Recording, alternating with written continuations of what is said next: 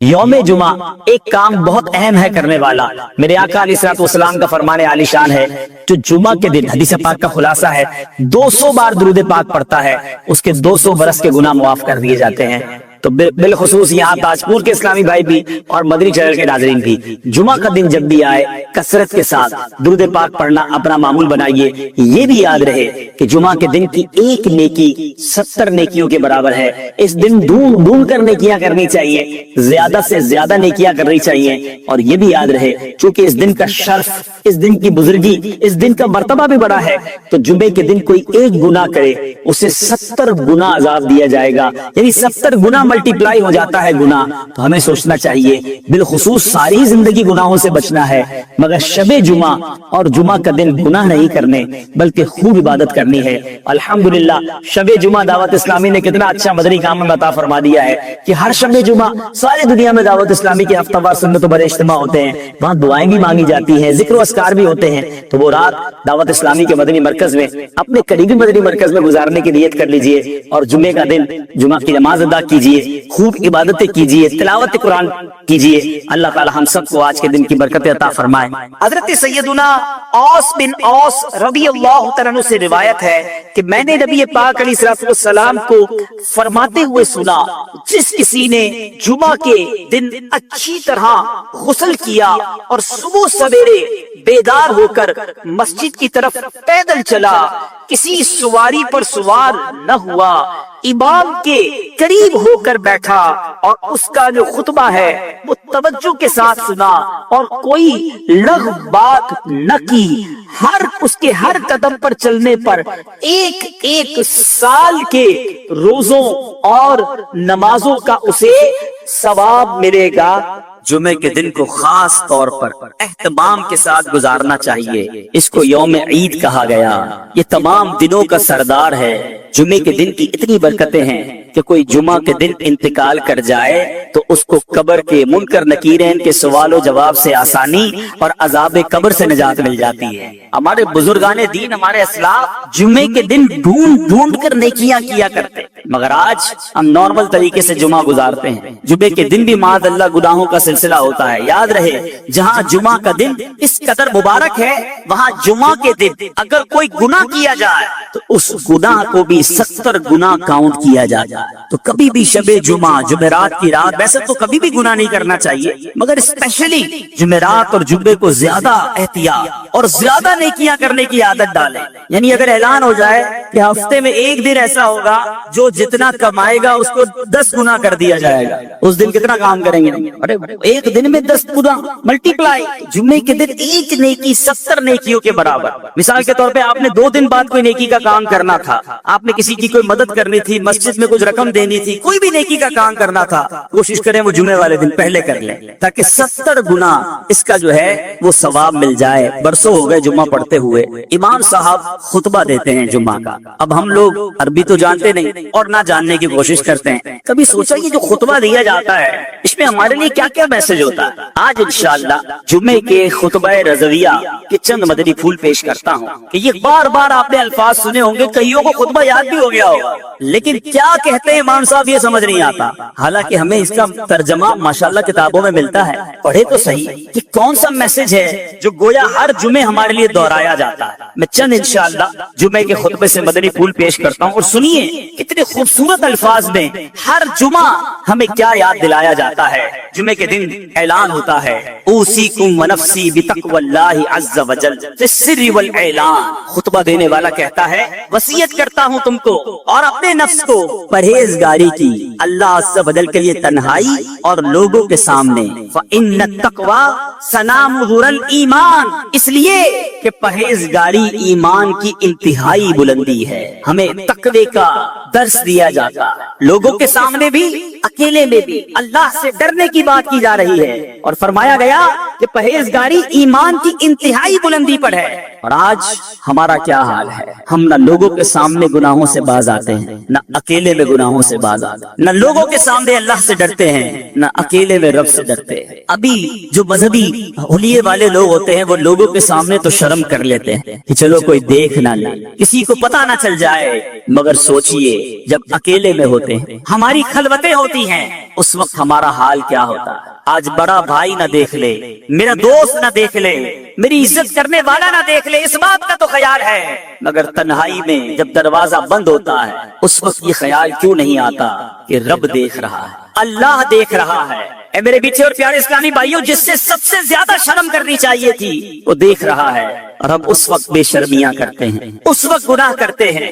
اے میرے بیٹے اور پیارے اسلامی بھائیوں، اور کیجئے، یہ کتنی بری بات ہے کہ رب دیکھ رہا ہو اور بندہ اسی کی نافرمانی کر رہا ہو۔ امام اہل سنت مولانا شاہ امام احمد رضا خان علیہ رحمت الرحمان کیا خوب فرماتے ہیں، چھپ کے لوگوں سے کیے جس کے گناہ، یعنی جس کی نافرمانی کر رہے ہو چھپ کے لوگوں سے کیے جس کے گناہ، وہ خبردار ہے کیا ہونا، وہ تو دیکھ رہا ہے۔ اور اگر وہی ناراض ہو گیا میرے بیچے اسلامی بھائیوں، ہمارا کیا بنے گا؟ خدا را آج مبارک دن اور مبارک مہینہ ہے، اپنے اندر یہ احساس پیدا کیجئے کہ اللہ دیکھ رہا ہے، اور جس کا یہ احساس اجاگر ہو گیا اس کو انشاءاللہ گناہ سے بچنا بڑا آسان ہو جائے گا۔ ایک بار ایک شخص، کتابوں میں لکھا یہ واقعہ، اس نے ایک عورت کو گناہ کے ارادے سے پکڑا، ہاتھ میں خنجر تھا، لوگ جمع ہو گئے، لیکن وہ بدماش تھا، اس سے چھڑانے کی ہمت کسی میں نہ تھی۔ اس زمانے کے ایک بزرگ وہاں سے گزرے کہ دیکھا ایک بدماش نے ایک عورت کو پکڑا ہے، ہاتھ میں خنجر ہے، لوگ جمع ہے، بزرگ قریب تشریف لے گئے اور اس کے کان میں کچھ فرمایا۔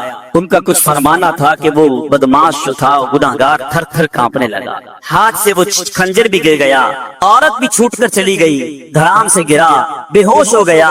لوگ جمع ہو گئے، کہنے لگے تمہارا تو بڑا کر و فر تھا، تم تو بڑے جری، کسی کو جواب نہ دیتے، تم سے کوئی بات نہ کر سکتا، اتنا ڈرتے تھے لوگ تم سے، ایسا کیا ہوا کہ تم بے ہوش ہو کر گر گئے؟ وہ بدماش کہتا ہے پہلے یہ بتاؤ وہ تھے کون جنہوں نے میرے کان میں کچھ کہا؟ کہا وہ تو زمانے کے فلاں فلاں ولی تھے۔ کہا انہوں نے میرے کان میں آ کر صرف یہ کہا کہ جو تم اس وقت کر رہے ہو وہ اللہ دیکھ رہا۔ اے کاش اکیلے میں گناہ کرتے وقت، برائیاں کرتے وقت، حرام کماتے وقت، ملاوٹ کرتے وقت، جھوٹ بولتے وقت، انٹرنیٹ پر یا ٹی وی پر فلمیں، ڈرامے، گانے باجے، بے حیائی کے مناظر دیکھتے وقت یہ خیال آ جائے کہ اللہ دیکھ رہا۔ جمعہ کے دن بار بار گویا ہمیں ریمائنڈر کال دی جاتی ہے، فرمایا جاتا ہے اوصیکم ونفسی بتقوی اللہ عز وجل فی السر والاعلان، اکیلے میں ہو یا تنہائی میں یا لوگوں کے سامنے ہو، تمہیں اللہ سے ڈرنے کی وصیت کرتا۔ میرے بیچے اسلامی بھائیوں، ہر جمعے یاد دلایا جا رہا ہے دیکھو اللہ سے ڈرنا، وہ دیکھ رہا ہے، مگر جمعہ پڑھ کے جا کر پھر گناہ کرتے ہیں، جمعے کے دن بھی برائی کرتے ہیں۔ ایسا نہ کریں، آئیے رب کی بارگاہ میں سچی توبہ کریں۔ آگے ارشاد ہوتا ہے وَاذْكُرُوا اللَّهَ عِنْدَ كُلِّ شَجَرٍ وَحَجَرٍ وَاعْلَمُوا أَنَّ اللَّهَ بِمَا تَعْمَلُونَ بَصِيرٌ، اور اللہ کو یاد کرو ہر درخت اور پتھر کے نزدیک، اور جان رکھو اللہ تمہارے کام دیکھ رہا ہے۔ اللہ دیکھ رہا ہے، یہ اعلان ہوتا ہے۔ ذکر کرو رب کا، پتھر اور شجر اور حجر کے پاس، یعنی جہاں سے گزرو رب کو یاد کرو، مگر ہمارا حال یہ ہے ہم جدھر سے گزرتے ہیں وہاں رب کی نافرمانی کرتے۔ کتنے گواہ بناؤ گے؟ کون سی جگہ ہے جو ہمارے گناہ کی گواہ نہیں؟ ارے ہمارے بزرگ تو وہ ہوتے جدھر سے گزرتے ادھر عبادت کرتے، جس جگہ سے گزرتے مسجد دیکھتے کہتے اس میں بھی 2 رکعت نفل پڑھ لو، مسجد میں جاتے چاہتے ہر ستون پر 2 رکعت پڑھ لو تاکہ یہ جگہ گواہ ہو جائے۔ ایک بزرگ کے بارے میں آتا ہے ایک جگہ سے گزرے، واپس آئے، پھر گزرے، لوگوں نے کہا حضور اب ابھی تو گزر کر گئے تھے، کہا میں اس سڑک سے گزر تو گیا مگر خیال آیا اس سڑک پہ گزرتے گزرتے اللہ کا ذکر نہ کیا تھا، میں چاہتا ہوں جس راستے سے گزروں وہ راستہ میرے ذکر اللہ کا گواہ بن جائے۔ سوچو ہمارے بزرگ تو یہ چاہتے تھے، مگر ہمارا حال ایسا ہے کہ جس راستے سے گزرتے ہیں اس راستے کو گالیوں کا گواہ بنا رہے ہیں، اس راستوں کو معاذ اللہ گاڑی میں بھی جاتے ہیں تو میوزک چلاتے ہیں، سارا راستہ وہ گواہ ہو جائے کہ میں گناہ کرتے کرتے گزرا۔ موٹر سائیکل پہ جا رہے تو کان میں ہیڈ فون لگا کے میوزک سنیں گے، ایک ایک سڑک کو گناہ کا گواہ کر رہے ہو۔ ہونا تو یہ چاہیے کہ میرا سفر بھی جاری ہو، میرا ذکر بھی جاری ہو، میرے زبان پر سرکار علیہ الصلوۃ والسلام پر درود بھی جاری ہو، جدھر سے گزروں وہ جگہ میرے ذکر اللہ کی گواہ بن جائے۔ جمعے کے خطبے میں ایک اور بات ہمیں ڈرائی جا رہی ہے، سمجھایا جاتا ہے وَأَنَّ اللَّهَ لَيْسَ بِغَافِلٍ عَمَّا تَعْمَلُونَ، اور اللہ تعالی غافل نہیں ہے اس سے جو تم عمل کرتے ہو۔ وہ دیکھ رہا ہے، وہ غافل نہیں، ہم غافل ہوتے ہیں، وہ رب غافل نہیں ہے۔ اے میرے میٹھے اور پیارے اسلامی بھائیوں، پھر آگے جا کر ہمیں نبی پاک علیہ الصلوۃ والسلام سے محبت کا درس کس پیارے انداز میں خطیب دیا کرتے ہیں۔ فرمایا جاتا ہے فَإِنَّ السُّنَنَ هِيَ الْأَنْوَارُ، اس لیے کہ سنتیں یہی انوار ہیں۔ وَزَيِّنُوا قُلُوبَكُمْ بِحُبِّ هَذَا النَّبِيِّ الْكَرِيمِ، اور مزین کرو اپنے دلوں کو اس نبی کریم کی محبت سے۔ اگر دلوں کو مزین کرنا ہے، دلوں کو ڈیکوریٹ کرنا ہے، سرکار دو عالم صلی اللہ تعالی علیہ وسلم کی سنتوں سے مزین کرو۔ پھر فرماتے ہیں فَإِنَّ الْحُبَّ هُوَ الْإِيمَانُ كُلُّهُ، غور سے سنیں کہ محبت وہی ایمان ہے۔ لا ایمان لمن لا محبت له، الا ایمان لمن لا محبت له، ایمان لمن لا محبت له۔ ہر جمعے کو 3 بار یہ اعلان سنتے ہو، کبھی اس کا معنی سمجھنے کی کوشش کی؟ یہ بتایا جا رہا ہے خبردار نہیں ہے اس کے لیے ایمان جس کے دل میں نبی پاک علیہ الصلوۃ والسلام کی محبت نہیں۔ ارے محبت نہیں تو ایمان ہی نہیں ہے۔ الا لا ایمان لمن لا محبت له، آقا کی محبت یہ ایمان کی جان ہے، ایمان کی اصل ہے۔ اگر نبی پاک علیہ الصلوۃ والسلام سے محبت نہیں، اس کا ایمان ہی مکمل نہیں ہے۔ اور یہ بات فقط اس خطبے میں نہیں بلکہ بخاری شریف کی حدیث ہے۔ میرے آقا مدینے والے مصطفیٰ صلی اللہ تعالی علیہ وسلم فرماتے ہیں لا یؤمن احدکم حتی اکون احب الیہ من والدہ وولدہ والناس اجمعین۔ میرے آقا فرما رہے ہیں تم میں سے کوئی اس وقت تک کامل مومن نہیں ہو سکتا جب تک میں اس کے نزدیک، اس کے والد، اس کی اولاد بلکہ تمام لوگوں سے زیادہ محبوب نہ ہو جاؤں۔ یہ ایمان کی اصل ہے میرے بیچ اسلامی بھائی۔ ہم بھی نعرہ لگاتے ہیں غلامی رسول میں موت بھی قبول ہے، نہ ہو جو عشق مصطفیٰ تو زندگی فضول ہے۔ بڑا بہترین نعرہ ہے اور یہی بات ہمیں حدیث بھی سکھا رہی ہے، زندگی فضول ہے۔ اگر واقعی نبی پاک علیہ الصلوۃ والسلام سے محبت نہیں، مگر اپنے دل پر ہاتھ رکھ کر پوچھو کہ کیا واقعی محبت ہے یا خالی نعرہ ہی ہے؟ محبت ہوتی تو میں ایسا ہوتا، واقعی سچی محبت ہوتی تو میرا ایسا کردار ہوتا۔ یہ آقا فرمائے کچھ اور میں کروں کچھ۔ ارے جس سے محبت ہوتی ہے اس کی ہر بات سے بھی محبت ہوتی ہے، اس کی ہر ادا سے بھی محبت ہوتی ہے۔ دیکھو محبت کی تو صحابہ کرام نے کی، کیسی محبت کی کہ آج سنتے ہیں تو ایمان تازہ ہو جاتا ہے۔ قرآن مجید فرقان حمید میں ہمیں سمجھایا جا رہا ہے کہ اگر رب عز و جل کی طرف سے برکتوں کو پانا ہے، رحمتوں کو حاصل کرنا ہے، قرآن کہتا ہے قل ان کنتم تحبون اللہ فاتبعونی یحببکم اللہ ویغفر لکم ذنوبکم واللہ غفور رحیم۔ اے رسول فرما دیجئے اگر تم لوگ اللہ سے محبت کرتے ہو تو میری اتباع کرو۔ محبت اللہ سے کرتے ہو تو اتباع میری کرو، کیوں کیا ہوگا؟ اللہ تم کو اپنا محبوب بنا لے گا۔ سرکار کی اتباع کریں گے اللہ محبوب بنا لے گا اور تمہارے گناہوں کو بخش دے گا، اور اللہ بہت زیادہ بخشنے والا اور رحم فرمانے والا ہے۔ اے میرے پیچھے اسلامی بھائی، یہ قرآن کا بھی حکم ہے کہ پیارے آقا علیہ الصلوۃ والسلام کی اتباع کی جائے، نبی پاک کی سنتوں پر عمل کیا جائے۔ مگر بدقسمتی سے آج محبت کا دعویٰ تو ہم سب کرتے ہیں مگر سنتوں سے ہم سارے زندگی سے ایسا لگتا ہے کہ دور گزار رہے ہیں۔ ہمارے اسلاف کیسے محبت کرتے، کیسے اطاعت کرتے۔ سیدنا صدیق اکبر عاشق اکبر ہیں رضی اللہ تعالیٰ عنہ، آپ کی وفات کا وقت آتا ہے، ساری زندگی تو نبی پاک کی سنتوں پر عمل کیا، آخری وقت کیا عالم ہے؟ اپنی وفات سے چند گھنٹے پہلے ام المومنین حضرت عائشہ صدیقہ رضی اللہ تعالی عنہا سے دریافت فرماتے ہیں کہ رسول اللہ صلی اللہ تعالی علیہ وسلم کے کفن مبارک میں کتنے کپڑے تھے اور آپ کی وفات کس دن ہوئی تھی؟ دیکھو سنت پر عمل کا جذبہ کیسا ہے۔ انتقال کے وقت پوچھا جا رہا ہے کہ کفن میں میرے آقا کے کتنے کپڑے تھے، وفات کس دن ہوئی؟ اس سوال کی وجہ یہ تھی کہ ساری زندگی تو نبی پاک کے طریقے پر چلا ہوں، آخری وقت کفن بھی اتنے ہی کپڑوں میں مل جائے اور کاش دن بھی وہ نصیب ہو جائے جو آقا کو نصیب ہوا۔ وہ کفن کیسا تھا معلوم کرتے تھے، ہم لباس کیسا ہے وہ نہیں پہنتے۔ سوچئے کیسی محبت ہے۔ الا لا ایمان لمن لا محبت اللہ، اس کے لیے ایمان نہیں، کامل ایمان والا وہ نہیں جس کے دل میں نبی پاک علیہ الصلوۃ والسلام کی محبت نہیں۔ اے میرے بیچے اور پیارے اسلامی بھائیوں، محبت فقط زبانی نعروں کا نام نہیں، ہمارے کردار میں عشق رسول جھلکنا چاہیے، ہماری عادتوں میں نبی پاک علیہ الصلوۃ والسلام کا انداز جھلکنا چاہیے۔ ہمارے اسلاف تو ان سنتوں پر بھی عمل کرتے جس کا حکم نہیں ہوتا تھا مگر وہ چاہتے سرکار دو عالم صلی اللہ تعالی علیہ وسلم کی ہر ادا کو ادا کیا جائے۔ ایک مرتبہ حضرت ابو ہریرہ رضی اللہ تعالیٰ عنہ کا گزر ایک ایسی جماعت سے ہوا کہ اس کے سامنے کھانے کے لیے ایک بھنی ہوئی مسلم بکری رکھی ہوئی تھی۔ لوگوں نے آپ کو کھانے کے لیے بلایا، حضور آئیے آپ بھی ہمارے ساتھ کھائیے۔ حضرت ابو ہریرہ کیا کہتے ہیں، نبی پاک علیہ الصلوۃ والسلام جب دنیا سے تشریف لے گئے، میرے آقا نے زندگی بھر کبھی جو کی روٹی بھی پیٹ بھر کر نہ کھائی، میں بھلا ان لذیذ اور پرتکلف کھانوں سے کیسے اپنے دل کو بہلا سکتا۔ نبی پاک علیہ الصلوۃ والسلام کی ایسی یاد تھی ان کے دلوں میں۔ اے میرے پیچھے اسلامی بھائی، اور آج ہمارا کیا حال ہے؟ منقول ہے حضرت عباس رضی اللہ تعالیٰ عنہ کا مکان مسجد نبوی سے ملا ہوا تھا، اور اس مکان پر پرنالہ تھا، اور بارش کی وجہ سے آنے والے نمازیوں کے اوپر وہ پانی گرتا تھا۔ امیر المومنین حضرت عمر رضی اللہ تعالیٰ عنہ نے اس پرنالے کو اکھاڑ دیا تاکہ نمازیوں کو تکلیف نہ ہو۔ اب انہوں نے اپنے طور پہ یہ کام کیا۔ حضرت عباس آئے، آ کر عرض کرتے ہیں، خدا کی قسم اس پرنالے کو رسول پاک صلی اللہ علیہ وسلم نے میری گردن پر سوار ہو کر لگایا تھا، آقا نے اپنے ہاتھوں سے لگایا تھا۔ حالانکہ امیر المومنین ہیں،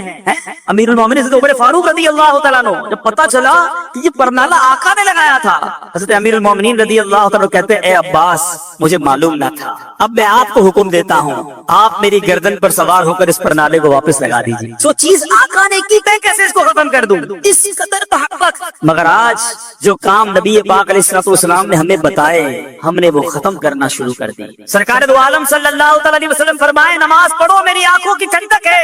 آج جمعے کی نماز میں مسجد فل ہے، آج ہی عصر کی نماز میں کیا ہو جائے گا؟ کیا جمعے کے بعد آنے والی عصر فرض نہیں؟ کیا آج فجر کی نماز جو تھی وہ ہم پر فرض نہیں؟ نمازی بھی ہوتا ہے، بڑا ہنستے ہنستے کہتا ہے، جناب کیا کروں 4 نمازیں پڑھتا ہوں، فجر میں آنکھ نہیں کھلتی۔ اس سے پوچھیں کہ جس دن تمہاری صبح 7 بجے ٹرین ہوتی ہے، اس دن کیسے 5 بجے تمہاری آنکھ کھل جاتی ہے؟ جس دن صبح 6 بجے بس پہ جانا ہوتا ہے، اس دن گھر والوں کو بھی کہہ کر سوتے ہو، الارم بھی رکھتے ہو۔ جس کو صبح نوکری پر 7 بجے پہنچنا ہوتا ہے، پتا ہے لیٹ ہو گیا تو لیٹ منٹ لگ جائے گی، پیسے کٹ جائیں گے، وہ اپنی نوکری پر پہنچ جاتا ہے۔ تو جواب آئے گا، نوکری کی اہمیت ہے، فلائٹ کی اہمیت ہے، ٹرین اور بس پر جانے کی اہمیت ہے، ہمارے نزدیک نماز کی اہمیت نہیں۔ ایسا نہ کریں میرے بیچ اسلامی بھائیوں، آج نیت کریں آج کے بعد ہماری کوئی نماز قضا نہیں ہوگی۔ زور سے نعرہ لگائیں، آج کے بعد ہماری کوئی نماز قضا نہیں ہوگی۔ اسی طرح میرے بیچ اسلامی بھائیوں، سرکار دو عالم صلی اللہ علیہ وسلم جس چیز کو منع کر دے، ہمارے صحابہ پھر اس کی طرف منہ موڑ کر نہیں دیکھتے تھے۔ ایک بار حضرت عبداللہ بن عباس رضی اللہ تعالیٰ عنہ سے روایت، رسول اللہ صلی اللہ علیہ وسلم نے ایک شخص کو دیکھا سونے کی انگوٹھی پہنے ہوئے، نبی پاک علیہ الصلوۃ والسلام نے اس کے ہاتھ سے وہ انگوٹھی نکالی اور پھینک دی، اور فرمایا، تم میں سے کوئی چاہتا ہے کہ آگ کے انگارے کو اپنے ہاتھ میں ڈالے؟ حضور اکرم صلی اللہ علیہ وسلم تشریف لے گئے، دوسرے لوگوں نے کہا کہ اپنی انگوٹھی تو اٹھا لو، اس کو اٹھا کر بیچ دینا، کوئی نفع حاصل کر لینا، پہننا مت۔ وہ عاشق رسول کیا کہتا ہے، خدا کی قسم جب رسول اللہ صلی اللہ علیہ وسلم نے اس انگوٹھی کو پھینک دیا ہے، میں اب اس انگوٹھی کو کبھی نہیں اٹھا سکتا، اسے چھوڑ کر وہیں چلا گیا۔ یہ تھا نبی پاک علیہ الصلوۃ والسلام سے محبت کا انداز۔ اے میرے بیچے اسلامی بھائیوں، اب یہاں شرعی مسئلہ بھی سمجھ لیجئے کہ مرد یہ زیورات نہیں پہن سکتے۔ پتہ نہیں کہاں سے یہ طریقہ آ گیا ہے، پہلے عورتوں کا سنا تھا بالیاں پہننا، اب مردوں نے بھی بالیاں پہننا شروع کر دی۔ بالیاں صرف کانوں پہ نہیں، پتہ نہیں کدھر کدھر پہننا شروع کر دی ہیں۔ توبہ توبہ توبہ۔ اے میرے بیچے اسلامی بھائیوں، کیا ہو گیا ہمیں؟ آج 2 ہاتھ ہیں، کڑے زیادہ ہیں، 10 انگلیاں ہیں، انگوٹھیاں زیادہ ہیں، گلا ایک ہے، چینے زیادہ ہیں۔ ارے مرد کے لیے تمام زیورات یہ ناجائز اور حرام اور جہنم میں لے جانے والا کام ہے۔ مرد فقط ایک انگوٹھی پہن سکتا ہے، وہ بھی چاندی کی ہو، اور وہ چاندی کا وزن بھی 4.5 ماشا سے کم ہو، اور اس کے اندر ایک نگینہ، ایک پتھر بھی ہو۔ بغیر پتھر والی بھی انگوٹھی نہیں پہن سکتے، یا 4.5 ماشا سے زیادہ وزن والی انگوٹھی بھی نہیں پہن سکتے، اور وہ بھی فقط چاندی کی ہو اور کسی دھات کی نہ ہو۔ لیکن اتنے زیورات پہننے کی عادت بن گئی، لوگ کہتے ہیں مدینے سے چھلا لایا ہوں، مدینے سے کڑا لایا ہوں۔ ارے مدینے والے نے جو فرمایا اس پر عمل کیجئے۔ تو بہرحال میرے میٹھے اور پیارے اسلامی بھائیوں، بات چل رہی ہے سنت رسول کی، محبت رسول کی۔ خدا را اپنے سراپے کو دیکھ لیجئے کہ کیا سرکار کا عاشق ایسا ہوتا ہے، اس کا چہرہ ایسا ہوتا ہے، اس کا لباس ایسا ہوتا ہے، اس کا کھانا پینا ایسا ہوتا ہے۔ ہم جمعے کے خطبے میں بار بار یہ اعلان سنتے ہیں، الا لا ایمان لمن لا محبت لا۔ اے میرے بیچے اسلامی بھائیوں، جب آپ گھر جائیے گا، جو میرے بدری چینل کے ناظرین ہیں ان سے بھی میں یہ بات عرض کروں گا، ذرا آئینے کے سامنے کھڑے ہو جائیے گا اور اپنے آپ سے ایک سوال کیجئے گا، اور وہ سوال یہ ہے کہ میں کہاں سے نبی پاک علیہ الصلوۃ والسلام کا غلام دکھتا، آقا کا عاشق کہلاتا تو ہوں، کہتا تو ہوں اپنے آپ کو، ذرا اوپر سے شروع کیجئے گا۔ بال نبی پاک کے طریقے والے ہیں یا آقا کے دشمنوں کے طریقے والے ہیں؟ پھر چہرہ سنت کے مطابق ہے یہ معاذ اللہ نبی پاک علیہ الصلوۃ والسلام کے دشمنوں والا چہرہ، چہرے پر داڑھی ہے کہ نہیں؟ سرکار دو عالم صلی اللہ علیہ وسلم کا فرمان ہے جس کا مفہوم ہے داڑیاں بڑھاؤ، مونچھیں پست کرو، اور میرے دشمنوں جیسا چہرہ نہ بناؤ۔ یہ کیسا عاشق ہے؟ سرکار کا عاشق بھی کیا داڑھی مڈاتا ہے؟ کیوں عشق کا چہرے سے اظہار نہیں ہوتا؟ پھر ذرا لباس دیکھیے گا اپنا، اگر سنتوں والا ہے تو ٹھیک ہے، اور اگر نہیں انگریزوں والا اور بے پردگی والا لباس ہے پھر اپنے آپ سے پوچھئے گا کہ میں کہاں سے مسلمان ہوں۔ پھر ذرا تھوڑی دیر گفتگو کرتے وقت نوٹ کیجئے گا کہ ہماری گفتگو کے اندر الفاظ کون سے ہیں۔ کیا السلام علیکم ورحمۃ اللہ وبرکاتہ کی عادت ہے؟ وعلیکم السلام ورحمۃ اللہ وبرکاتہ کی عادت ہے؟ سبحان اللہ، ماشاء اللہ، انشاء اللہ، یہ ہماری زبان پر ہے یا فلمی ڈائلوگ ہیں، گانے باجے ہیں، بے حیائی کی باتیں ہیں؟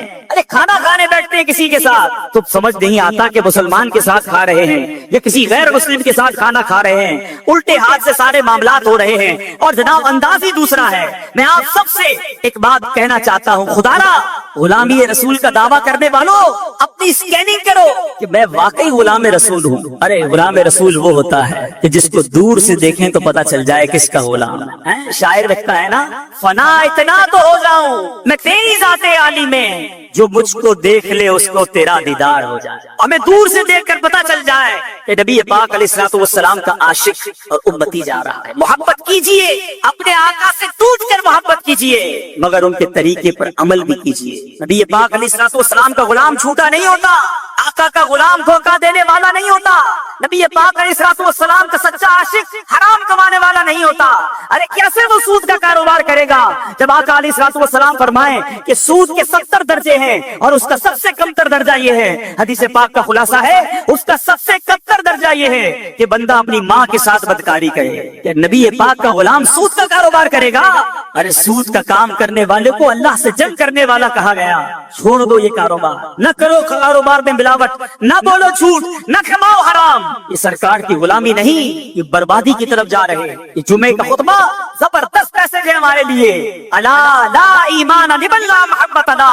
ارے نہیں ہے اس کا ایمان کامل جس کے دل میں نبی پاک علیہ الصلوۃ والسلام سے محبت نہیں ہے۔ محبت کیجئے، وہ دل بیکار ہے جس دل میں عشق رسول نہیں، وہ دل بیکار ہے جس دل میں محبت رسول نہیں ہے۔ اے میرے میٹھے اور پیارے اسلامی بھائیوں، اس کے بعد جمعے کے خطبے میں ہمیں اور آگے جا کر سمجھایا جا رہا ہے، البر لا یبلا والذنب لا ینسا والدیان لا یموت اعمل ما شئت کما تدین تدان۔ اس کا ترجمہ اگر سمجھ آ جائے نا، اطلاع دینے کے لیے کافی ہے۔ فرمایا جا رہا ہے البر لا یبلا، نیکی پرانی نہ ہوگی، والذنب لا ینسا، اور گناہ بھلایا نہ جائے گا، والدیان لا یموت، اور جس نے فیصلہ کرنا ہے، جس نے بدلہ دینا ہے وہ مرتا نہیں، اسے موت نہیں آتی۔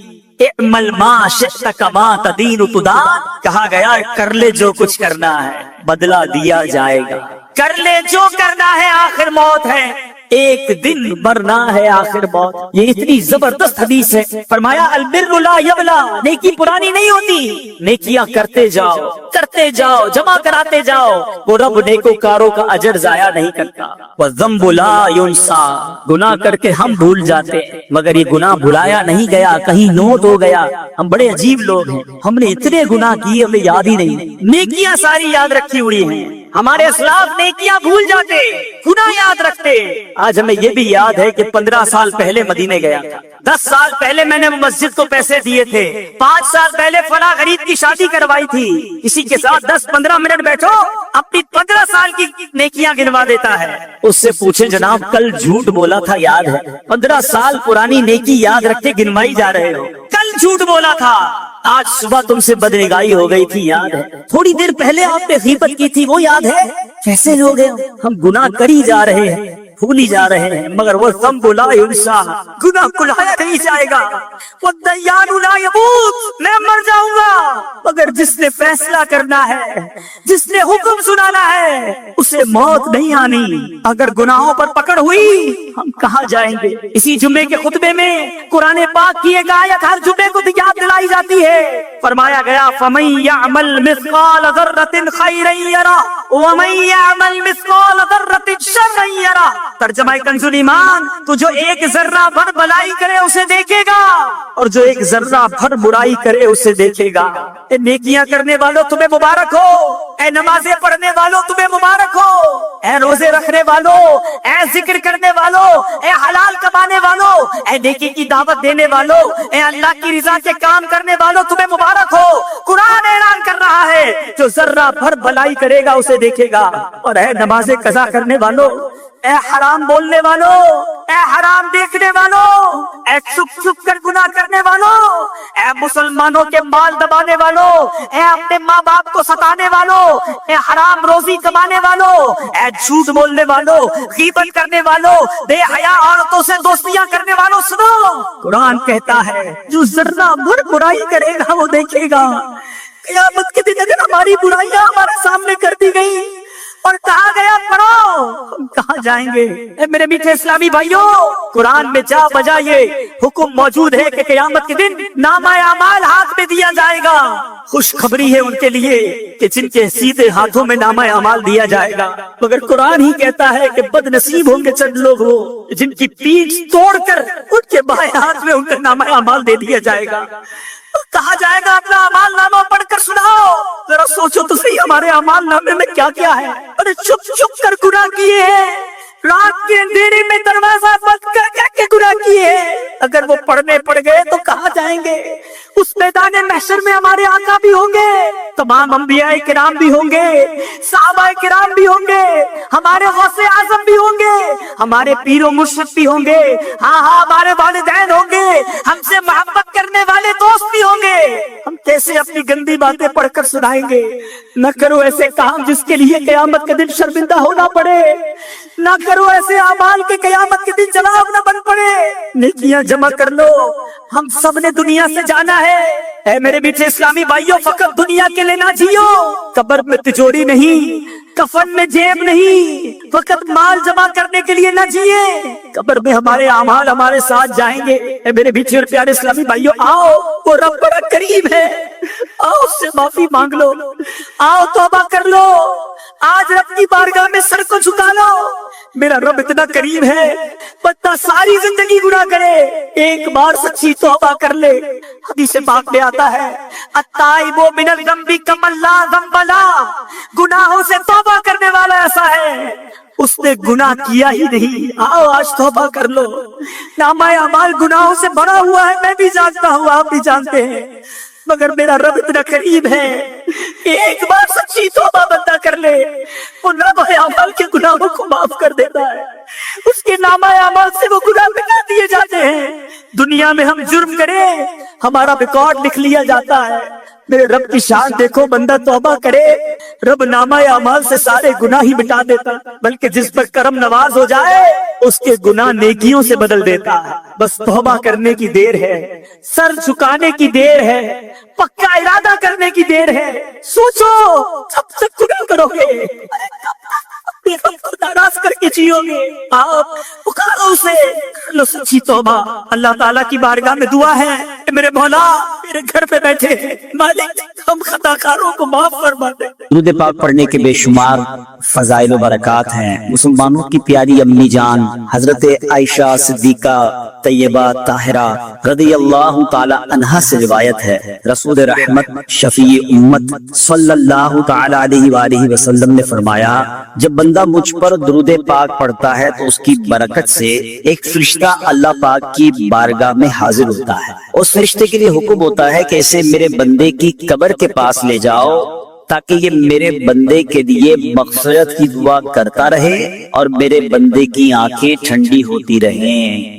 जाते वाला पे बार बार दुरूद, जाते वाला पे बार बार दुरूद, बार बार और बेशुमार दुरूद। قبر میں خوب کام آتی ہے، بے قصوں کی ہے یار غارد، صلو علی الحبیب صلی اللہ تعالی علی محمد صلی اللہ علیہ وسلم۔ اللہ والے زخمی حالت پہ نماز پڑھے ہیں، آج سر میں درد ہو تو بندہ کہتا ہے یار اب کل سے نماز پڑھوں گا، آج تھوڑی طبیعت ٹھیک نہیں ہے اس لیے مسجد میں نہیں ہے۔ نماز کو اتنا عمیقہ جانتے ہو کہ تمہاری سر میں درد ہو تو نماز سے نہیں جائے ہے؟ سر میں درد ہوا تو کوئی دوپہر کا کھانا چھوڑا ہے؟ بخار بھی ہوتا ہے تو بندہ اپنی دکان ہو تو کھولنے جاتا ہے، نوکری والے تو بہانہ ڈھونڈتے ہیں، البتہ اپنی دکان ہو تو وہ بخار میں بھی جاتا ہے۔ کیوں؟ یار کاروبار ہے، میرا اپنا کاروبار ہے، تمہیں اپنے کاروبار کی فکر ہے، تمہیں نماز کی فکر نہیں۔ حالانکہ نماز وہ برکت والا کام ہے، نماز پڑھو اللہ صحت عطا فرمائے، نماز پڑھو روزی میں برکت ہوگی، نماز پڑھو چہرے کا نور ملے گا۔ نماز تو پریشانیاں دور کرتی ہے، مگر لوگ چھوٹی چھوٹی بات پر نماز چھوڑ دیتے، مگر آج ہم نیکیوں سے دور بھاگتے ہیں اور گناہوں کی طرف دوڑے چلے جا رہے ہیں۔ حدیث پاک میں آتا ہے التائب من الذنب کمن لا ذنب له، گناہوں سے توبہ کرنے والا ایسا ہے جیسا اس نے گناہ کیا ہی نہیں ہے۔ اچھا اب ایک اور بہت پیارا عمل جس کو دیکھ کر اللہ مسکراتا ہے، وہی میں نے تو تفسیر بتائی کہ اللہ کی رحمت راضی ہو جاتی ہے اور اللہ کی رحمت برستی ہے، رب راضی ہو جاتا ہے۔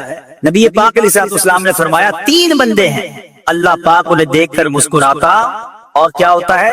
فرمایا اور بہت خوش ہوتا ہے۔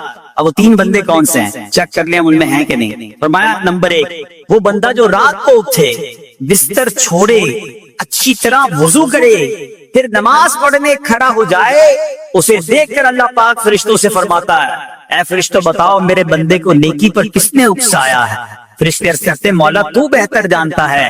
اللہ پاک فرماتا ہے ہاں میں جانتا ہوں مگر تم مجھے بتاؤ۔ فرشتے عرض کرتے ہیں اے مالک کریم تو نے اسے ایک چیز یعنی جہنم کا خوف دیا ہے، یہ اس سے ڈرتا ہے۔ اے اللہ تو نے ان کو ایک چیز جنت کی امید دلائی ہے، یہ اس کی امید رکھتا ہے۔ اے اللہ یہی خوف اور امید ہے جس نے اسے رات کی نیند قربان کر کے تیرے حضور کھڑے ہونے پر ابھارا ہے۔ اب اللہ پاک فرماتا ہے اے فرشتوں گواہ ہو جاؤ یہ جس چیز سے ڈرتا ہے یعنی جہنم سے ڈرتا ہے، میں نے اپنے اس بندے کو اس سے امن بخشا، اور جس کی امید رکھتا ہے یعنی جنت کی، میں نے جنت اس پر واجب کر دی۔ رات اٹھ کر جب دنیا سوئی ہو بندہ اٹھ کر تہجد کی نماز ادا کرے، اللہ کی بارگاہ میں آنسو بہائے، اللہ فرشتوں کے سامنے گویا فخر فرماتا۔ دوسرے نمبر پر سنو، فرمایا دوسرا وہ شخص جو حق و باطل کی لڑائی میں شریک ہوا، ثابت قدم رہا یہاں تک کہ شہید ہو گیا، یا اللہ پاک نے اسے فتح عطا فرمائی، اللہ اس بندے کو دیکھ کر بھی مسکراتا ہے۔ جہاد کرنے والے مجاہدین یا تو شہید ہو جائیں یا غازی ہو کر لوٹے اللہ کی رضا کے لیے، اللہ کی رحمت ان پر بھی چھما چھم برستی ہے۔ اور تیسرے نمبر پر فرمایا تیسرا وہ بندہ جو رات کو سفر کرتا ہے، یہاں تک کہ رات کے آخری حصے میں جب کہیں ٹھہرتا ہے تو اس کے ساتھ والے سو جاتے ہیں مگر وہ کھڑا ہو کر نماز پڑھنے لگتا ہے، اس بندے کو دیکھ کر بھی اللہ پاک مسکراتا ہے۔ اجتماعی عبادت کے بڑے فائدے ہیں، اجتماع میں آنا، محفل میں آنا، دعا میں شرکت کرنا بہت اچھی بات، مگر اپنی عادت ایسے بھی بنائیں کہ کچھ عبادتیں ایسی کریں کہ میں جانوں اور رب جانے۔ یہ جو رات اٹھ کر دعا کا لطف ہے، رات اٹھ کر جو نماز پڑھنے کا لطف ہے نا، جب ساری دنیا سو رہی ہے اور بندہ اپنے رب کی بارگاہ میں حاضر ہے۔ علماء کہتے ہیں دن کے نوافل کے مقابلے میں رات کے نوافل افضل ہیں، کیونکہ رات سکون ہوتا ہے، رات رکعت قلبی ملتی ہے، سبحان اللہ، رحمت الہی چھما چھم برستی ہے۔ ہمیں کیا کرنا ہے کہ رات تہجد کی نماز کی عادت ڈالے۔ رمضان میں بن گئی تھی نا، سحری کے لیے اٹھتے تھے تو لوگ تہجد پڑھتے تھے، اللہ کرے کہ یہ عادت بن جائے، کبھی کبھی اگر ہر روز نہیں ہو سکتا تو بس کبھی کبھی کریں۔ اچھا اگر ایسی کوئی عبادت ہو بھی جائے نا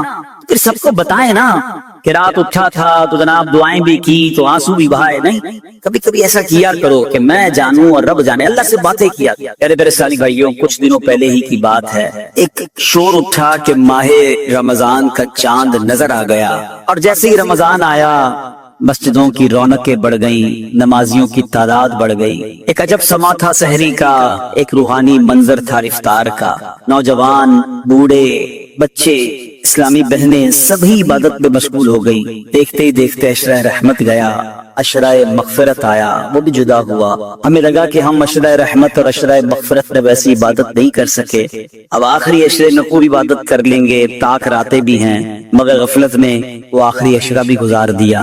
रमजान हमें तड़पा कर, बहारे लुटा कर, बरकतें अता करके हमसे अब जुदा हो चुका है। अब रमजान यकीनन अगले साल भी आएगा, मगर ये नहीं पता कि हम उस रमजान में होंगे या नहीं होंगे। हमें ये भी नहीं मालूम हमारी मग़फ़िरत हुई कि नहीं। हम रब्बे करीम से दुआ करते हैं कि अल्लाह, जिन लोगों ने तुझे राजी किया उनका वास्ता हमसे राजी हो जा। रमजान वो महीना है, मन कामा रमदाना ईमानन व एहतिसाबन गुफिर लहू मा तक़द्दम मिन ज़म्बिही, यानी जो ईमान के साथ सवाब कमाने के लिए रमजान मुबारक के रोजे रखे, उसके पिछले गुनाह मुआफ कर दिए जाते हैं। और अब शव्वाल का महीना आया ना, हदीस पाक में है कि जिसने रमजान के रोजे रखे फिर 6 दिन शव्वाल में रोजे रखे तो गुनाहों से ऐसा पाक हो जाता है जैसा कि माँ के पेट से आज ही पैदा हुआ हो।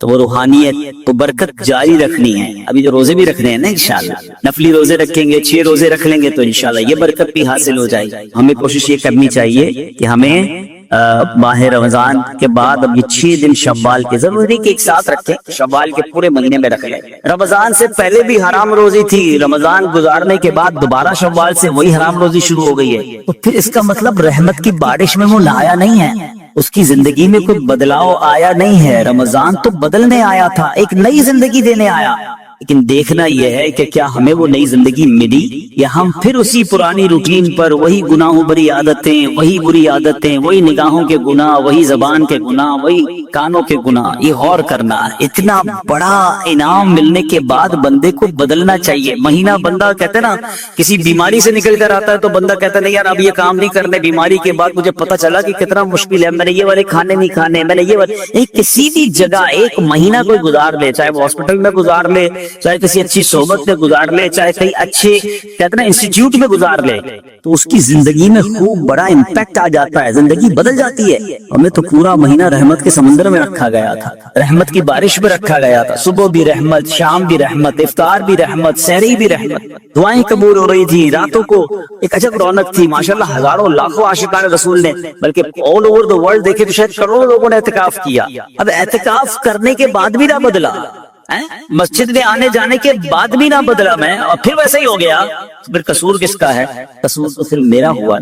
याद रखिए, कसूर बारिश का नहीं होता, जमीन का होता है। रहमत की बारिश तो बरसी, जो जमीन नरम थी उसने फूल उगा दी, जो जमीन जरखेज थी उसने खेत उगा दिए, और जब पहले ही गंदगी थी तो बारिश की वजह से वहाँ कीचड़ हो जाता। इसकी नमाजें, इसके रोजे, इसकी आंसू, इसकी दुआएं, इसके सजदे, इसके सदके, इसकी खैरात, इसके चेहरे पर जो दाढ़ी सज गई, सर पर जो इमामे आ गए, बहनों ने जो पर्दे की नियत कर ली, वो आया है बस्ती उजाड़ने, वो आया है हमसे सब कुछ छीनने। अब अक्लमंद वो है जो शैतान की बातों में ना आए, रहमान अज़्ज़ा वजल के रहमत के साए में छुप जाए, मस्जिदों में आता रहे, नमाजों की पाबंदी करता रहे, सुन्नतों पर अमल करता रहे। जी अगर चाहे भी बुराई की तरफ तो उन बुरी महफिलों की तरफ ना जाए। आज मैं आपको एक बड़ी खूबसूरत किस्म की हदीसें सुनाने आया हूँ।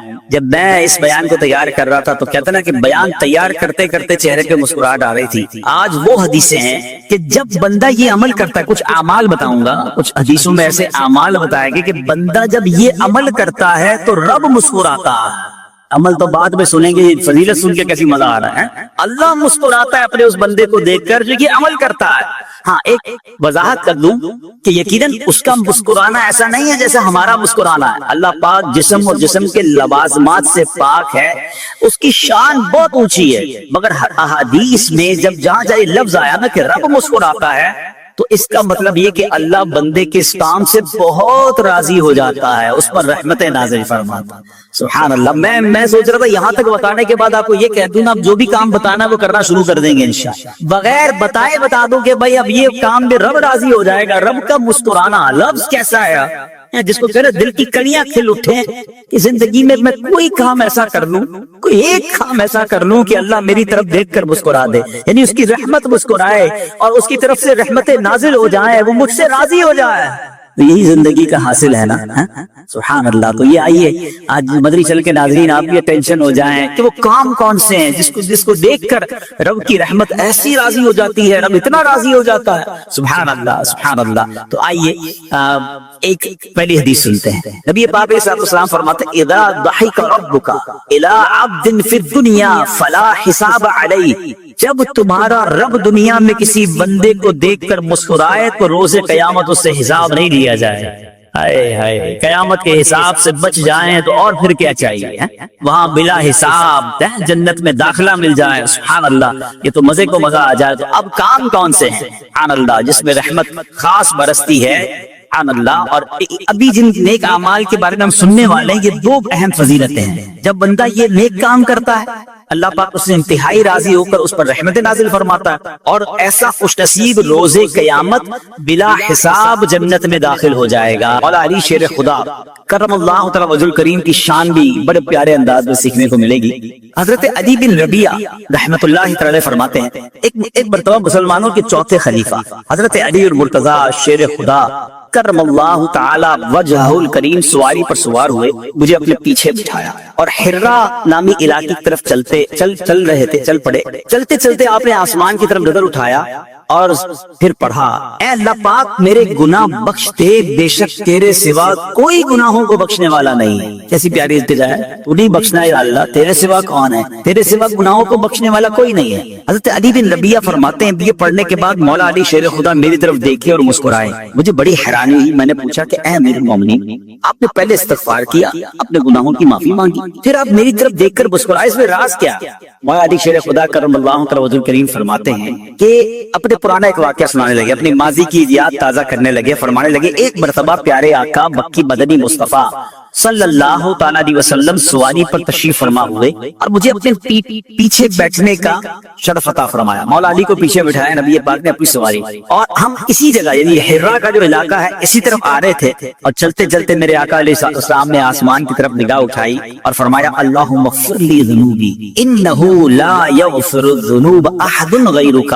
اے اللہ میرے گناہ بخش دے, بے شک تیرے سوا کوئی گناہوں کا بخش. بڑا ہی مبارک مہینہ آیا چاہتا ہے, بڑے ہی مبارک دن آنے والے. آپ کو پتا ہے کہ ایک ایسے 10 دن, ایک ایسا عشرہ آنے والا ہے جس کے بارے میں نبی پاک علیہ الصلوۃ والسلام فرماتے ہیں کہ عشرہ ذوالحجہ میں یعنی پہلی ذوالحجہ سے 10 ذوالحجہ یہ 10 دن جو ہیں ایک نیکی کا ثواب 700 گنا سے بھی زیادہ دیا جائے گا. یعنی کاروباری لوگ بیٹھے ہیں, اسکیم آنے والی, آپ کی زبان میں بات کروں تو ایک اسکیم آنے والی ہے کچھ دنوں کے بعد جس میں ایک نیکی ملٹی پلائی بائی انشاءاللہ 700 ہو جائے گی. تو آپ سوچیں کہ ہمیں اس میں کتنی نیکیاں کرنی ہے, کیسا ذکر اللہ کرنا چاہیے, ساری نمازیں باجماعت پڑھنے کی نیت کر لیں اور پھر انشاءاللہ درود پاک کی کثرت بھی کریں گے. اچھا اب عید الاضحیٰ, چونکہ میں آج کچھ قربانی کے موضوع پر آپ سے بات کروں گا, قرآن و حدیث کی روشنی میں وہ میں عرض کروں گا. حدیث پاک کی مشہور کتاب ترمذی اور ابن ماجہ میں مسلمانوں کی پیاری امی جان حضرت بی بی عائشہ صدیقہ طیبہ طاہرہ رضی اللہ تعالی عنہا سے روایت ہے کہ اللہ پاک کے آخری نبی صلی اللہ علیہ وسلم نے فرمایا یوم النحر, قربانی کے دن آدمی کے اعمال میں اللہ پاک کے ہاں سب سے پسندیدہ عمل قربانی کے جانور کا خون بہانا ہے. بے شک قربانی روز قیامت اپنے سینگوں, بالوں اور کھروں کے ساتھ لائی جائے گی, اور بے شک قربانی کے جانور کا خون زمین پر گرنے سے پہلے اللہ پاک کے ہاں بلند مقام پر پہنچ جاتا. نشانی ہے وفا کی اور ایک نعمت ہے قربانی, نشانی ہے وفا کی اور ایک نعمت ہے قربانی. خدا کے دوست ابراہیم کی سنت ہے قربانی. مسلمانوں کبھی قربانی سے پیچھے نہیں ہٹنا, وقار دین ہے, اسلام کی شوکت ہے قربانی. اے میرے پیارے اسلامی بھائیوں, سیکھنے کو کیا ملا کہ اللہ کے نزدیک بقرہ عید والے دن سب سے افضل نیکی کون سی ہے؟ وہ جانور کا خون بہانا ہے. یہ ان لوگوں کے لیے بھی جواب ہے جو قربانی کے مقابلے میں آلٹرنیٹ پیش کرتے ہیں. ہر سال قربانی کے دنوں میں وسوسہ پیدا کرنے والے لوگ آتے ہیں, کہتے جناب اتنے جانور ذبح ہوتے ہیں, کروڑوں اربوں روپے خرچ ہو جاتے ہیں, کسی غریب کی مدد کر دینی چاہیے, کسی کے ساتھ تعاون کر دینا چاہیے, اتنے جانور قربان کیوں کرتے ہیں؟ مجھے ایک بات بتائیں, میں کسی غریب کی مدد کروں, میں کسی جناب اور نیکی کے کام میں خرچ کروں, مجھے اجر کس سے لینا ہے؟ جواب دیجیے گا, اللہ سے لینا ہے. اور اللہ کا حکم کیا ہے کہ اللہ کے نزدیک یوم النحر سب سے افضل کام یہ ہے کہ اس دن جانور کا خون بہایا جائے. تو ہمیں ایک بات سمجھنی ہے, ہم شریعت کے پابند ہیں. جس رب نے ہمیں مسلمانوں کی خیر خواہی کا, جس شریعت نے ہمیں مسلمانوں کی خیر خواہی کا درس دیا, وہی شریعت ہمیں بتا رہی ہے کہ یوم النحر قربانی کے دن سب سے افضل عمل کیا ہے, وہ قربانی کرنا ہے. تو اس میں کوئی پس و پیش نہیں کرنی چاہیے. اگر رب کا حکم ہے, شریعت کا حکم ہے, تو جناب اب قربانی ہی کرنی ہے, اس کا کوئی اور آلٹرنیٹ نہیں ہو سکتا. اور آپ نے آج حدیث بھی سن لی, اللہ کے نزدیک یوم النحر یعنی قربانی والے دن سب سے افضل اگر کوئی عمل ہے تو وہ جانور کا خون بہانا ہے. اور سبحان اللہ, یہ جانور تو قیامت کے دن اپنے بالوں کے ساتھ, اپنے خروں کے ساتھ, اپنے سینگوں کے ساتھ یہ پورا جانور قیامت کے دن لایا جائے گا. تو اب یہاں یہ بھی غور کر لینا چاہیے کہ اللہ نے جیسا مال دیا ہے نا, پھر ویسا جانور قربان کریں تاکہ اس کی بارگاہ میں اس طریقے کا جانور ہمارے سامنے آئے. اب قرآن مجید کیا فرماتا ہے, یہ بڑی کمال کی آیت ہے, اور یہ ویسے تو تمام چیزوں کے لیے ہے مگر قربانی کے لیے خاص. اللہ فرماتا ہے لن ینال اللہ لحومها ولا دماؤها وَلَٰكِن يَنَالُهُ التَّقْوَىٰ مِنكُمْ. سبحان اللہ, آسان ترجمہ قرآن کنز العرفان. اللہ کے ہاں ہرگز نہ ان کے گوشت پہنچتے ہیں اور نہ ان کے خون, البتہ تمہاری طرف سے پرہیزگاری اس کی بارگاہ تک پہنچتی ہے. سبحان اللہ. تو پتہ یہ چلا اللہ کی بارگاہ میں قربانی کا گوشت اور خون نہیں پہنچتا. پہلے کیا ہوتا تھا, پہلے کے زمانے میں تفسیر صراط الجنان میں ہے, جب زمانہ جاہلیت کا دور تھا تو غیر مسلم اپنی قربانی کے خون سے کعبہ کی دیواریں رنگتے تھے. معاذ اللہ, کعبہ شریف کی دیواروں کو خون سے آلودہ کرتے تھے, سمجھتے تھے کہ یہ کرنے سے اللہ پاک کا قرب ملے گا. جب اسلام کا نور جگمگایا, صحابہ کرام نے حج کیا, قربانیاں پیش کی, ان کی تعلیم کے لیے آیت نازل ہوئی کہ اللہ پاک کی بارگاہ میں قربانی کا گوشت نہیں پہنچتا, اس کی بارگاہ میں خون نہیں پہنچتا, ہاں تمہاری طرف سے تقویٰ پہنچتا ہے, پرہیزگاری پہنچتی ہے, قربانی کے لیے اچھی نیت اور اخلاص اور تقویٰ پہنچتا ہے. تو ہمیں یہ سمجھنا ہے کہ اصل ایسنس کیا ہے, یہ قربانی کا اصل مقصد ہمارے دلوں میں کیا ہونا چاہیے. سبحان اللہ. شیخ ابو طالب مکی رحمۃ اللہ علیہ نے اس کی بڑی خوبصورت تفصیل بیان کی ہے. خلاصتاً عرض کرتا ہوں, آپ فرماتے اے میرے بندو, اللہ فرماتا اے میرے بندو, تم گھر سے نکلے جانور لینے کے لیے, لوگ تمہیں دیکھ رہے تھے, تم نے جا کر جانور خریدا, لوگ تمہیں دیکھ رہے تھے, تم جانور گھر لائے, لوگ تمہیں دیکھ رہے تھے, تم نے جانور کی دیکھ بھال کی, لوگ تمہیں دیکھ رہے تھے, تم نے جانور کو میرے نام پر ذبح کیا, لوگ تمہیں دیکھ رہے تھے, تم نے کھانا پکایا, لوگوں میں تقسیم کیا, گوشت کو ڈسٹریبیوٹ کیا, لوگ تمہیں دیکھ رہے تھے. الغرض خریداری سے لے کر قربانی تک سارے معاملات میں لوگ تمہیں دیکھ رہے تھے, لیکن اس پورے وقت میں ایک چیز میرے اور تیرے درمیان تھی, اور وہ یہ تھی کہ تمہارے دل کی کیفیت کیا تھی. بس تمہارے عمل کی مقبولیت کا فیصلہ اسی کیفیت پر کیا جائے گا. یہ دیکھا جائے گا کہ دل میں تقویٰ تھا, اللہ کی رضا کی نیت تھی کہ کچھ اور نیتیں شامل تھی. اب میں نے اور آپ نے یہ غور کرنا ہے, جانور خریدنے جائیں گے, دل میں نیت کیا ہو, یار محلے والے کیا کہیں گے, علاقے والے کیا کہیں گے, بچے خوش ہوں گے کہ نہیں ہوں گے, یا یہ نیت ہو کہ اس جانور کو اللہ کے نام پر قربان کرنا ہے. جانور خرید کے لائے, لوگوں نے پوچھا ہاں بھائی کتنے کا لیا ہے, اب دل کی کیفیت کیا ہے کہ بتاؤں کتنے کا لیا, میری سخاوت کے چرچے ہوں, کہ یہ نیت ہو اللہ کی رضا کے لیے لیا ہے, تقویٰ کے لیے لیا ہے, لوگ واہ واہ کر رہے ہیں. دل کی کیفیت کو چیک کرنا ہے. جب دوسروں کے جانور سے آپ کے جانور کا موازنہ کمپیرزن کر رہے ہیں, اب آپ نے چیک کرنا ہے کہ دل میں نیت کیا ہے. کاش ذبح کر لیا, گوشت بانٹنے کا وقت ہے, اس وقت دل کی کیفیت کیا ہے کہ سارا گوشت میں ہی رکھ لوں, کہ نہیں اللہ کے بندے بھی کھائیں, غریب لوگ بھی کھائیں. دل کی کیفیت کیا ہے؟ تو پتہ یہ چلا کہ یہ سارا فلسفہ ہی کیفیت دل کا ہے, اخلاص ہے کہ نہیں, تقویٰ ہے کہ نہیں. دوبارہ یہ آیت کا ترجمہ سنیں کہ اللہ نے کیا فرمایا, اللہ کے ہاں ہرگز نہ ان کے گوشت پہنچتے ہیں نہ ان کے خون, البتہ تمہاری طرف سے پرہیزگاری اس کی بارگاہ تک پہنچتی ہے. تو یہ بات ہمیں سمجھنی ہے. ایک اور حدیث پاک سے قربانی کے دن قربانی کا جانور قربان کرتے وقت دل کی کیفیت نے ایک اور اضافہ کرنا ہے. اللہ کے حبیب علیہ السلام فرماتے ہیں, قربانی کا خون زمین پر گرنے سے پہلے اللہ پاک کے ہاں قبول ہو جاتا. اور میں فطیبو بہا نفسن، بس خوش دلی کے ساتھ قربانی کیا. دس از دا کنڈیشن. پہلی کنڈیشن کیا تھی؟ تقویٰ ہوگا. اللہ کی بارگاہ میں کیا پہنچے گا؟ تقویٰ. اور اب آپ چاہتے قربانی مقبول ہو جائے، قطرہ پہلا گرنے سے پہلے ہی مقبول ہو جائے، وہ کیا ہے؟ خوش دلی. اب کچھ لوگ کیا کرتے ہیں، ارے بھائی پھر قربانی کے دن آ گئے، پھر پیسے خرچ کرنے پڑے. اتنے مال تو ہے کہ قربانی معاف نہیں ہے، خاندان والوں کو بھی تو دکھانا ہے. قربانی پچھلی بار 4 بکرے لایا تھا، اس بار 3 لاؤں گا، پھر بھی لوگ باتیں بنائیں گے. جانور تگڑا لایا تھا، اس بار بھی اس سے اچھا لانا پڑے گا. یعنی اب یہاں پر بوجھ سمجھ کر قربانی کی جا رہی ہے، فارمیلٹی کے لیے قربانی کی جا رہی ہے. نہیں، خوش دلی کے. اے اللہ تیری مہربانی، تو نے اس قابل بنایا ہے، تیرا کرم کہ تو نے اس قابل بنایا، پھر مجھے ثواب کمانے کا موقع دیا.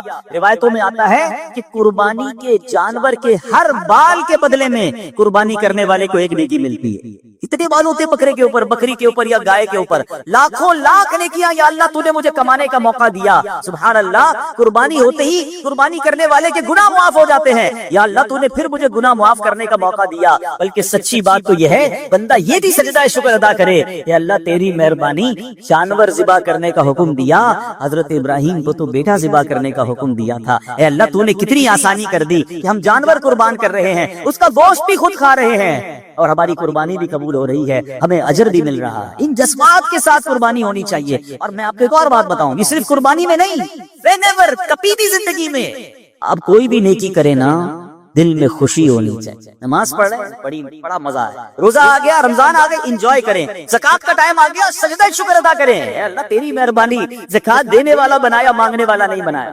مگر ادھر ایسے بھی لوگ ہوتے ہیں، رمضان آئے تو ٹینشن، ارے باپ رے باپ پھر روزے رکھنے پڑیں گے. 1 سال گزر گیا، ارے باپ رے باپ پھر زکات دینی پڑے گی. اللہ اکبر، پھر جناب لمبی لمبی تراویحاں پڑھنی پڑیں گی. ارے توبہ کرو، اللہ نے پیر سلامت دیے ہیں جبھی تو تراویح پڑھو گے نا. اللہ نے مال دیا جبھی تو زکات دو گے، اللہ نے مال دیا جبھی تو حج کو جا رہے ہو. ارے عبادتوں میں کوئی انجوائے کیا کرو. اور جو عبادت خوش دلی کے ساتھ ہوتی ہے نا، اس کا اجر، اس کا ثواب، اس کی برکت ہی کچھ اور ہوتی ہے ہمیشہ. اب اس قربانی میں بھی آپ نے بہترین جانور کرنا ہے، مگر اچھی نیت کے ساتھ اور خوش دلی کے ساتھ کرنا ہے. اللہ اکبر. اب سنو نا، خوش دلی کس کو کہتے ہیں؟ اللہ حضرت ابراہیم اور حضرت اسماعیل کی اس قربانی کا کوئی ذرہ نصیب فرما. حضرت ابراہیم نے جب خواب دیکھا تھا نا، آپ کو تو حکم دیا گیا تھا بیٹا ذبح کرے، اپنے بیٹے کو لے کے جا رہے ہیں مینا کی طرف. حوال یہ ہے کہ بیٹے سے چھپ کر قربانی نہیں کی، بیٹے کو بتا دیا. آپ نے کہا یا بنی انی ارا فی المنام انی اذبحک فانظر ماذا تری. کہتے ہیں اے میرے بیٹے، میں نے خواب میں دیکھا کہ میں تجھے ذبح کر رہا ہوں، اب تو دیکھ تیری کیا رائے ہے. اللہ اکبر. 7-8 سال کے بچے سے پوچھا جا رہا ہے کہ مجھے حکم ملا ہے کہ تجھے ذبح کرنا ہے، اب تیری کیا رائے ہے. مگر وہ کیسی عظیم ہستی ہیں، ذبیح اللہ ہیں. حضرت ابراہیم نے جب یہ کہا تو بیٹے کے جسم پر چہرے پہ چمک آ گئی، چہرہ کھل اٹھا، جسم پر کپکپی طاری ہو گئی. حضرت ابراہیم پوچھتے ہیں اے بیٹے یہ معاملہ کیا ہے، تیرا چہرہ کھلکھلا رہا ہے، تیرے جسم پر کپکپی آ رہی ہے. شہزادے کیا کہتے ہیں؟ کہتے ہیں ابو جان میں قربان ہو جاؤں کہ میں اپنے رب کے حضور حاضر ہو جاؤں گا، اس فانی دنیا سے نکل کر میں جنت میں پہنچ جاؤں گا. اللہ پاک نے اگر میرے لیے حکم دیا ہے تو اس کا مطلب وہ رب کریم مجھ سے راضی ہے. بے شک رب نے جو اپنے پاس نعمتیں تیار کر رکھی ہیں وہ اس دنیا اور جو کچھ اس میں ہے اس سے تو بڑا بہتر ہے. سبحان اللہ. میں کتنا خوش نصیب ہوں کہ مجھے اس قربانی کے لیے قبول فرما لیا. ادھر پیسے سے قربانی میں جان جا رہی ہے، ادھر جس کی جان جانی ہے وہ خوشی سے جھوم رہا. فرق تو دیکھو نا کہ اللہ کی بارگاہ میں قربانی کرنے والے نے کیسی قربانی کی. سبحان اللہ. شاعر کہتے ہیں عید قربان جذبہ ایثار کا اظہار ہے. عید قربان جذبہ ایثار کا اظہار ہے، یہ اطاعت کا خلیل اللہ کی معیار ہے یہ تسلیم و رضا کی ایک لافانی مثال. جان دینے کے لیے فرزند بھی تیار ہے، باپ کا حسن عمل، بیٹے کا ذوق اتباع اس مثالی داستاں کا مرکزی کردار.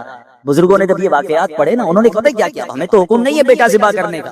اگر شیخ احمد بن یحییٰ دمشقی رحمۃ اللہ تعالی ایک بڑے نیک بزرگ ہیں، دمشق میں موجود تھے، دمشق کے رہنے والے ہیں. کہتے ہیں ایک روز اپنے والدین کے ساتھ میں بیٹھا تھا، والد صاحب قرآن پڑھ رہے تھے، والدہ بھی ساتھ بیٹھی تھی. دوران تلاوت حضرت ابراہیم اور حضرت اسماعیل کا واقعہ آ گیا.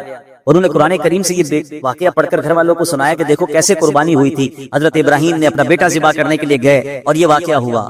اللہ اکبر. تو ان کی والدہ نے یہ واقعہ سنا, کہتی ہیں بیٹا کیسے عظیم لوگ ہیں کہ باپ نے بیٹے کو قربان کر دیا.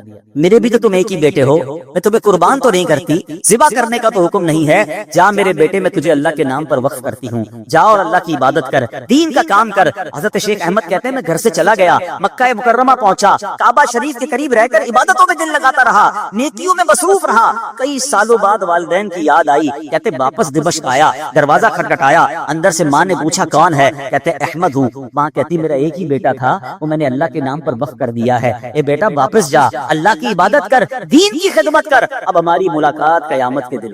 یہ ایسے افراد تھے. بڑا گہرا جملہ کہنے جا رہا ہوں, اس آخرت کے سفر سے پہلے کچھ ایسے اچھے سفر کر لو جو اس سفر کو آسان کر دے. ہاں, اگر آخرت کا سفر آسان کرنا ہے نا تو زندگی میں سے ہی کچھ وقت نکالیے. پہلے تو وہ سیکھیے جو مجھ پر سیکھنا فرض ہے. بڑے بڑے لوگوں کو نماز پڑھنا, وضو کرنا, غسل, نماز جنازہ, کپڑے پاک کرنے کا طریقہ, بیسکس وہ نہیں آتا, کب سیکھیں گے؟ اور ایک وہ لوگ ہیں جو بیٹے کو کہتے ہیں بیٹا اب قیامت کے دن ملاقات ہو. کیا بن گئے وہ؟ شیخ احمد دسفی رحمۃ اللہ اللہ کے اتنے بڑے ولی بن گئے, اتنے بڑے بزرگ بن گئے. کم از کم میں مشورہ بھی دیتا ہوں, چلے بات چلی ہے, ہم میں سے بہت سارے صاحب اولاد ہوں گے, اللہ نے پیسوں سے بھی نوازا ہوگا.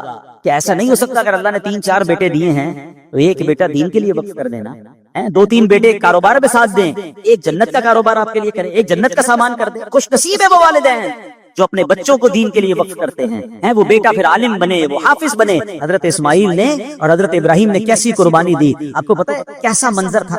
جھرجھری آ جاتی ہے, کہتے ہیں نا رونگٹے کھڑے ہو جاتے ہیں. روایتوں میں آتا ہے جب حضرت ابراہیم علیہ السلام نے بیٹے کو قربانی کے لیے لٹایا, ان کے ہاتھ باندھ دیے, ان کے سر کے قریب بیٹھ گئے, جھوری ان کی گردن پر رکھ دی, اور پھر کہا الہی لک الحمد فی الدہر الباقی رزقتنی الولد علی کبر سنی فابتلیتنی بہذا البلاء.